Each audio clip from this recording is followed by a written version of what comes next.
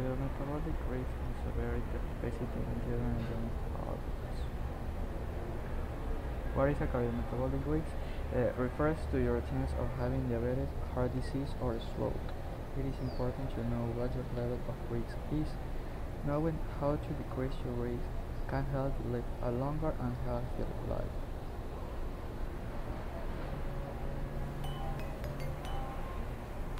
Obesity has become a problem among Americans of all ages, including young adults. If these young obese people don't lose weight, they could be putting themselves at risk for a host of health problems as the years go by. I'm Erin White with your latest health news. A recent study found that people who were obese in early adulthood were at greater risk of becoming severely obese after age 35 than their normal weight peers. The research showed that losing weight, regardless of the length of obesity, lowered the risks for heart disease and diabetes. Speak with a doctor about the best weight loss program for you.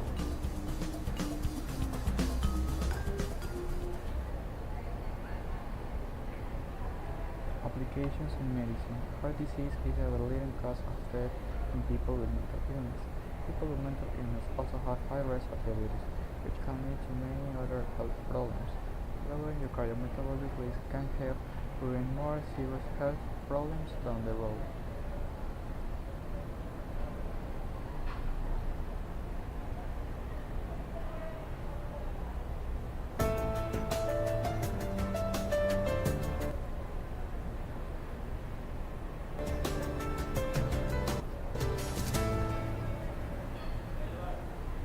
Childhood obesity is a condition in which the child is particularly overweight, and this is measured for the weight and the height comparison.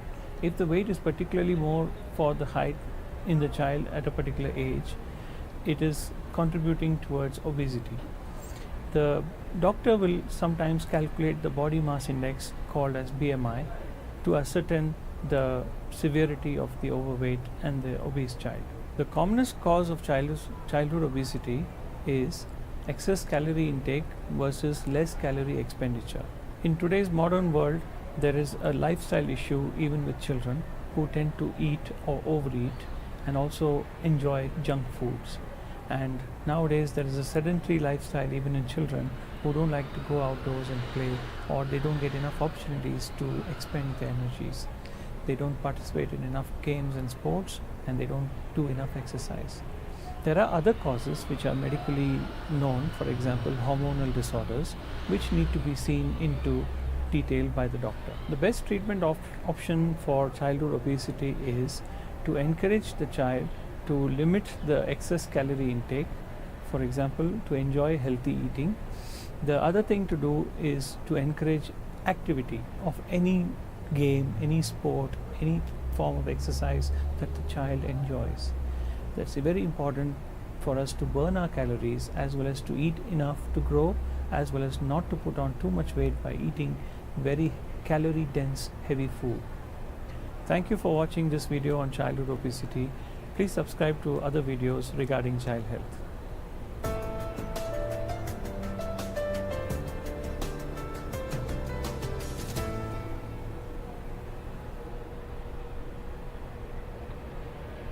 Pros and cons. No pros and cons. Severe obesity in children and young adults is associated with a high prevalence of abnormal levels of cardiometabolic variables, a high prevalence of overvalues for certain variables among children and young adults with class 2 or class 3. Obesity may provide important information beyond that identified with the use of standard obesity classification.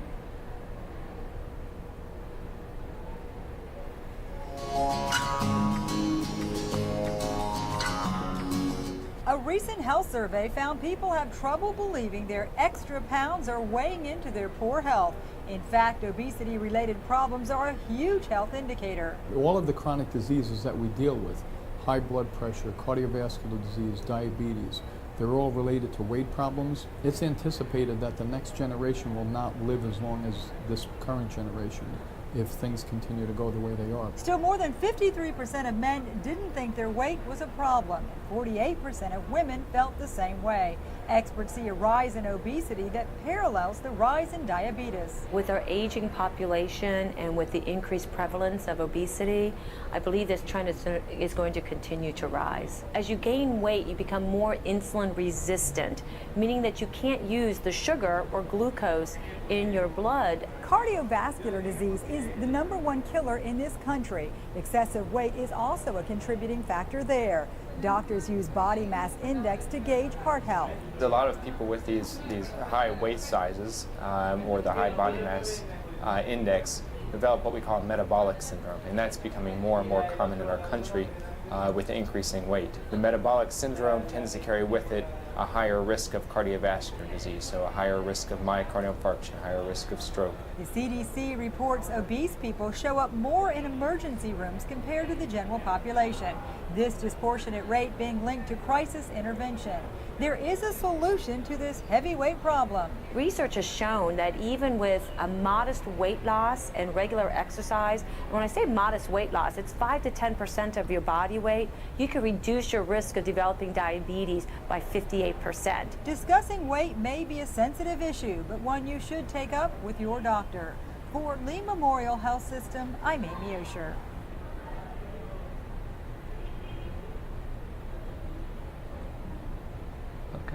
What can change my cardiometabolic risks?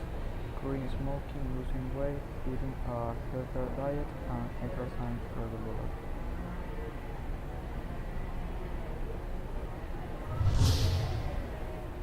It is an increasing problem. I would not call it a crisis yet, but it is an economical burden because it costs quite a lot of money already. Around 5 to 6% of Swedish children are obese, and around 10 to 15% are overweight. So it is an increasing problem. We can also see that it is increasing among young adolescents too. Among pregnant women, for example, we have seen an increase in the recent last years. So this is a severe problem, and it will be worse because it is when you are middle-aged, the side effects are becoming severe. I mean, you can be obese for 10 to 15 years without having any signs of disease. But when you become 40, 50 years of age, then you will get type 2 diabetes, cardiovascular problems, and risk of premature death. It is becoming one of the major killers indeed.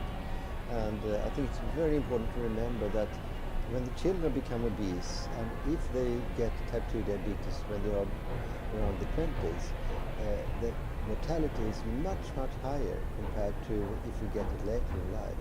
So it's a very severe disease when you get it when you are young.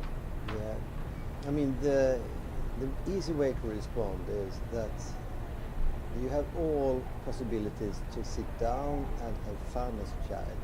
That was impossible 20, 30 years ago. We had to do something if you were not very interested in books. But now we can have a very diversified leisure time without doing anything but sit down. And when you sit down like that, there's a high risk that you eat at the same time.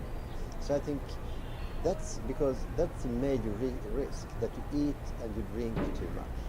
And the other aspect is that you can 24/7 today get something that you really like to eat. Whether it's warm, cold, salt, sweet, you can always get something. And that's a high risk because then you eat and you drink. And one specific factor that we know is very important is sweetened drinks, soft drinks. And there's been a severe increase in the intake of that among children and adolescents throughout the last 20 years. So that's one very specific risk factor.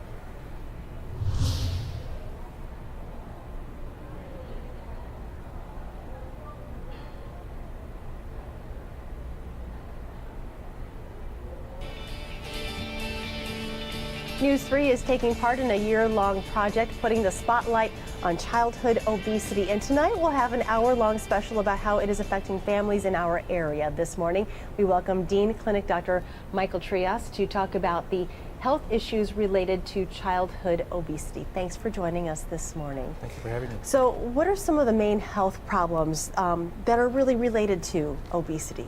Well, there's multiple ones. You know, obviously things like high blood pressure, risk of diabetes, high cholesterol, also things like arthritis, and also there's psychological issues that are involved with obesity that are often overlooked. You know, this is such a sensitive issue. You work with children with weight problems. How do you have that conversation with the kids and with their parents? Yeah, it's you got to be careful. It is obviously a very sensitive issue, and a lot of emotions involved with this. And I think first of all, you got to be able to show support, and I think that comes through parents. And I think showing them that they're not going to be doing this alone, that parents and the rest of their family are going to help them through this process, and doing something like this is a very, very overwhelming task for a lot of families, and especially for kids. And when they know that they're able to do this with somebody in their family, with their parents, with their family, I think it makes it a lot easier to do. We've been throughout the series been showing the progress of a little girl named Kylie that you have been working with. How is she doing? She's doing great. She really is an inspiration to a lot of people, a lot of kids and adults. I mean, to be able to share her story and to show the courage that she's had is really very inspiring.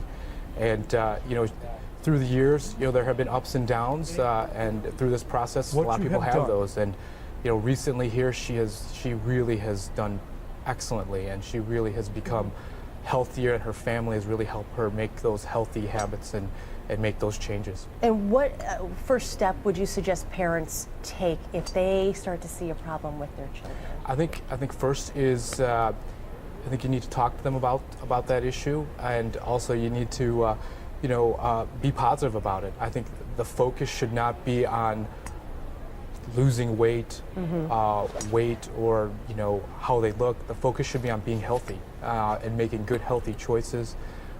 Eating well. And moving. Absolutely. Physical activities is a very important part of this. Okay. Dr. Trias, thank you very much. Thank you. All right, well, tonight, join News 3 for a special on the growing crisis of childhood obesity, as well as tips for making changes and maintaining a healthy lifestyle. Again, it is tonight.